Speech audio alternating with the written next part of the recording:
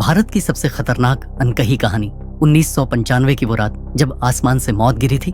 1995 की एक सर्द रात, तारीख थी 17 दिसंबर। पश्चिम बंगाल के पुरुलिया जिले के ग्रामीण एक अजीब सी आवाज से जागे। रात करीब 2:30 पर आसमान से एक एंटोनोव EN-26 कार्गो प्लेन उड़ा और गांव के खेतों में सैकड़ों की संख्या में खतरनाक हथियार गिराकर चला गया। इन हथियारों में AK-47 rifles, rocket launcher, grenades और हजारों राउंड गोलियां शामिल थीं। सोचिए, एक शांत गांव में अचानक आसमान से हथियार गिरना, किसी हॉलीवुड फिल्म जैसी साजिश।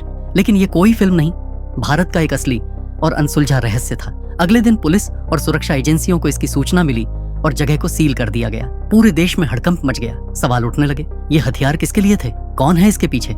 4 दिन बाद 21 दिसंबर को उसी विमान को इंडियन एयरफोर्स ने ट्रैक कर मुंबई एयरपोर्ट पर लैंड करवाया। विमान में 5 लातवियाई नागरिक और एक ब्रिटिश नागरिक पीटर ब्लीच पकड़ा गया, जो एक जाना माना आर्म्स डीलर था। लेकिन इस पूरे षड्यंत्र का मास्टरमाइंड था एक डेनमार्क का नागरिक, किम डेवी।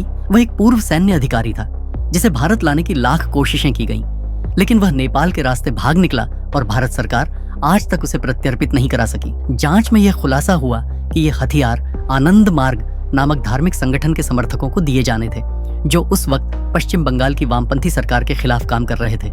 लेकिन अब असली पेच यहाँ शुरू होता है।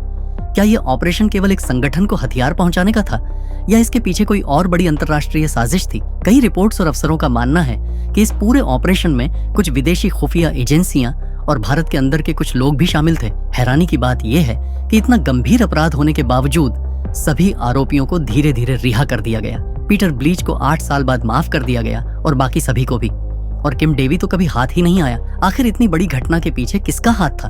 क्या ये सरकारों की मिलीभगत थी, या फिर भारत को अस्थिर करने की एक विदेशी चाल? ये आज भी एक अनसुलझा रहस्य है और पुरुलिया आर्म्स ड्रॉप केस आज भी भारत की सबसे रहस्यमयी और संदिग्ध घटनाओं में गिना जाता है।